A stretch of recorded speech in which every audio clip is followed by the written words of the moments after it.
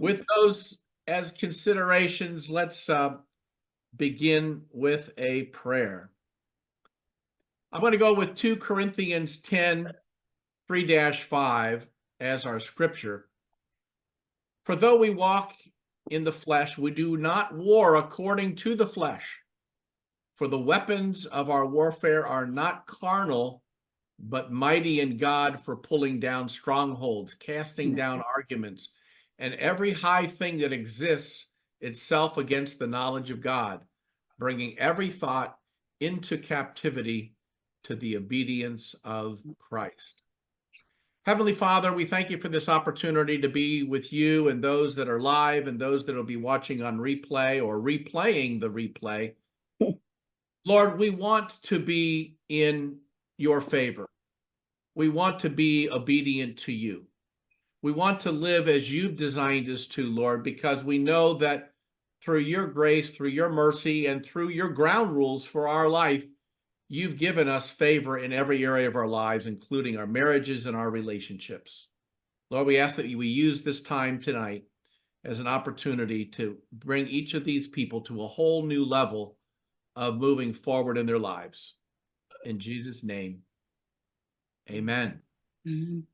All right, so we want to get some feedback from you about what have you find that's working. Now, there's a couple reasons that I'm asking you to share these things. One is it's reinforcing to you to keep you on track, because what you speak from your own mouth makes a huge difference, and it reinforces you. So that's number one. Number two is it's a gift to other people. How are you serving other people each day? And a simple gift that you can give to people is just your insight, your awareness, your experiences. And so that's part of the value of this community that we're creating here, is giving an opportunity to connect with like-minded people who are wanting to go to the next level in their life, in their marriage, in their relationships, and to have fun doing it. So, Linda, any opening comments you have you want to share? Well, what we're going to do tonight is move into a little about rebellion and what it is and how it affects our lives, how it affects our relationships between husband and wife, but between our families, between us, and how it gets in the way of what God is trying to do. So last week, Kathy brilliantly was sharing something about as she's doing these codes, it's moving from one thing to the next. And it definitely does do that. And for her, it moved into rebellion. And so that's how come we're bringing that up, because when you do these consistently, and it's really important that you do at least one every day, because what happens is when we're taking it like we did with now putting it all together on kind of a map, so that we're actually working with all of the lies of the enemy that are replacing the belief of the word of God, and this is in our heart, goes into our soul. So what we're doing is replacing that with who God says we are, the word of God, because that's what we have to rely on. And when we move away from that, we're literally really going along with what the devil says. And so when we do that, we are not going in the direction of the books that the Lord has written for us in heaven. And so, and we lose our spiritual power. We lose what is literally sitting inside of us, which is the Godhead of God himself is using our bodies as a temple, which is amazing.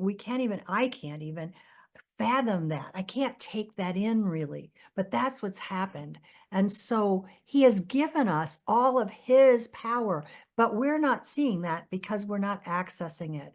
And so one of the ways to get rid of all of the garbage that's in our souls that is keeping this power from moving through us into the world is to do these codes and release all of these lies of the enemy. Which the good news is we will be doing one of these with you later on in our session. Anything else at the moment? So it's just interesting the way that all of these begin to open up, like all of the lies, and it moves from one behavior to the next, to the next, to the next. The other thing that you may see is that if you are doing these on a consistent basis, and it will definitely move, whether or not you feel it. You don't have to feel it, it'll work. But sometimes it may actually intensify a behavior we're trying to get rid of. So for example, if we have, rebellion, and I can feel it. When Kathy brought this up, I started doing rebellion on myself for the last 2 weeks. And you can feel it. I could feel it coming up. But what happened to me was it intensified, where before I thought I kind of had it controlled. So now it really intensified. And it will do that before it takes it out. But the great news is that it's bringing up all of this garbage so that we can ask for forgiveness, so that it can be totally released and the Lord can go in and heal it. Awesome. So something to look forward to. What is happiness? If you haven't written this down, this is another McGraneism. Someone to love, something to do, and something to look forward to. And obviously, we've got God's love, whether we want it or not. We just have to embrace that. Then that allows us to love ourselves. And that's a journey for the rest of your life, which then opens you up to being able to give that love to other people. And when you give that love to people and you experience that love yourself, you'll find that your love that you feel and give to the Lord will go to a whole nother level. And that's when you're living in what I call bliss. To have a blissful marriage, to have a blissful relationships. Does that mean it's always cozy and nice and messy? Sometimes it's messy. I had to apologize to my honey today. I got a little frustrated, not with her, but what she was asking of me. And old behavior was I'd just be upset and frustrated. Well, I don't know if I was upset. I was frustrated because I had multitasking things. And then she comes in. I don't know if that ever happens to you. They come in, they want to give you something else to do, and your mind is focused on one thing, and you're having a hard time getting that thing done. And then they want to add another piece or 2 or 3 or 4 so she can do the data dump that she had on her agenda and give it to me. So I had to apologize. She accepted my apology. I did, honey. However, the point that I'm wanting to make about that is that the apology is important. But what was important was that I discovered that was more loving to myself and to Linda was I could minuscule take out the detail of what the issue was. So I said to her, honey, I'm not frustrated with you. I'm frustrated with what you're requesting of me. And then I told her how sometimes I'm into my own agenda. And she, of course, knows that most of the time.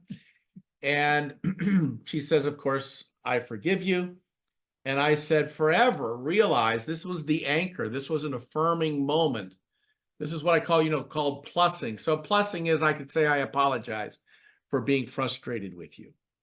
But then I went to the next level. I said, I was frustrated not with you because I wanted her to feel my unconditional love for her. To separate the behavior, my behavior, from my action, that's a huge thing I'm talking about. We could do a whole session just on what I'm talking about right now, because what most people do is they align that you are your behavior. No, your behavior is separate from you. But what most of us do is we make our behavior us.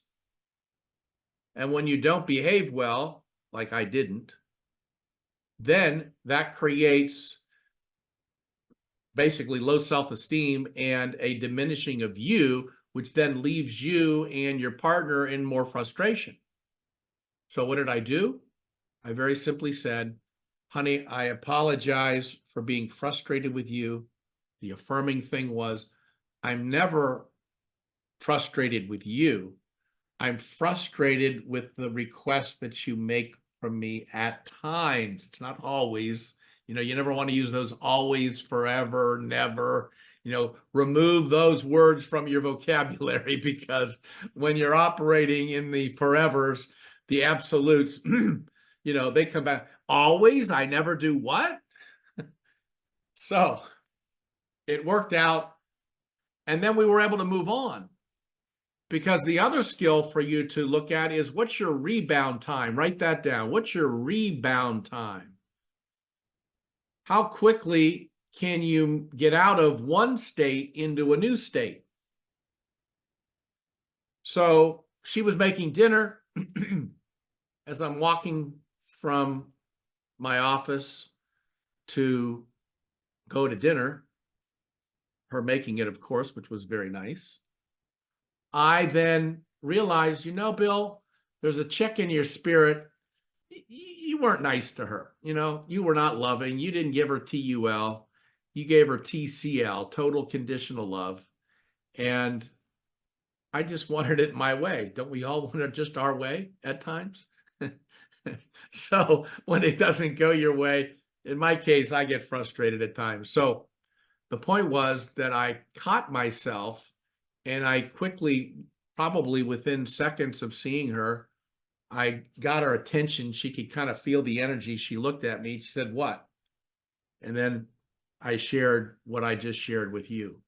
And then it was cleared. So it probably took, 30 seconds to a minute? Now, the other piece, though, this is another layer, is I might have gotten off of my chest what I wanted, but I need to allow her to get off of her chest what she may want to say. And so just because it's a one-way thing, oh no, you got to be open to hearing the other side of the story. So she did have something to share. And another thing that I'm working on, since we're going to get into that in just a moment, is I've been working on, has any one of you noticed that women tend to want to talk and use more words than men? They're all nodding their heads. Some are nodding their heads. The average woman will speak at least 1,500 words a day, a man about 500. And he's used most of his up in the day. So when he comes home, he doesn't have many words that he wants to share. And so one of the things I've been working on is letting Linda complete things with the number of words she'd like, no matter how many words she chooses. Have you noticed I've been doing that? I've been noticing you've been really working at it. I was gonna say, you've All been right. really working at it. Yes, you Okay. have. Yes, So now yeah. I'm going to put myself on the hot seat right now, and I'm going to dive in. All right. So I could leave it at that, right? But then there's what I call unfinished business there. So let's clear that up right now. So are you saying that I could do even a more effective job at that than I've been doing? Yes, I would say that you could. Yes. All right. And So, more of an awareness of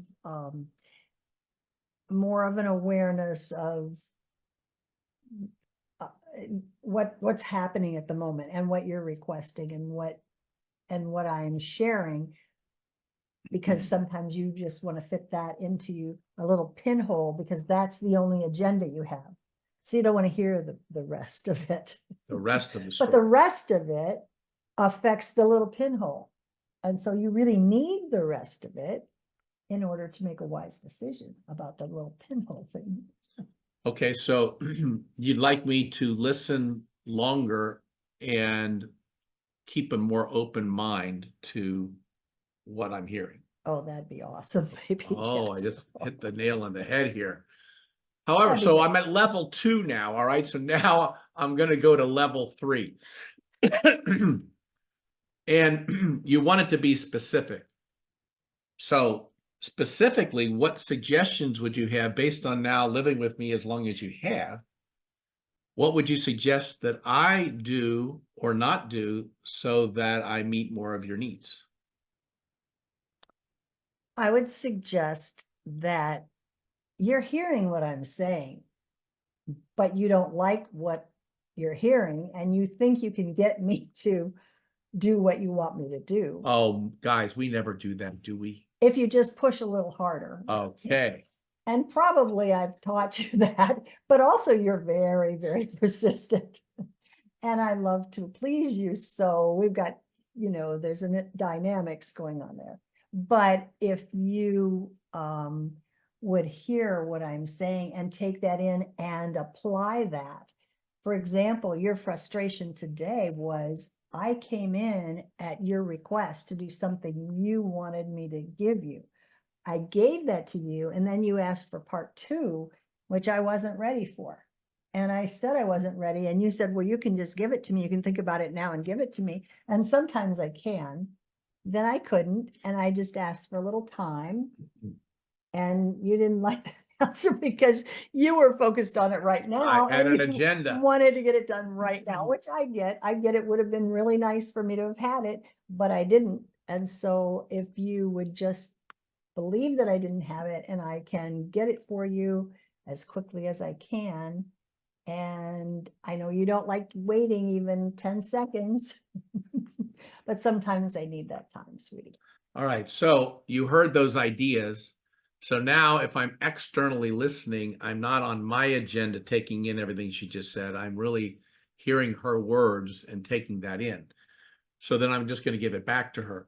So if I hear you correctly, what you'd like me to do is to take in everything you're sharing, give more space for you to do it within the time frame you may want to do it, not just my time frame. Yes, well, that I need in order to give you what you're asking for, because otherwise when you push me, and in this situation I tried to give it to you because that's what you were asking for, just off the top of my head. And then I realized that wasn't really hitting the mark. And so instead of redoing it, which we had to redo, it would take a lot less time if you just gave me the few little minutes I need, and then we could do it correctly the first time. That All would be right. great. I will work on that. That would be awesome. And anytime that you don't see that I am doing that, I give you permission to let me know Oh, honey. so that I can make progress in this area. Okay, darling. Oh, boy. I think we could get a lot more done. I look much forward to that. faster. All right, so we just had our own little session going on here, and that hopefully gives you some ideas about how you can do this with your spouse or family members. You can really apply what we just did with anybody, because you have opportunities everywhere that you go when you're dealing with family, whether it's spouse, brothers, sisters, whatever it would be.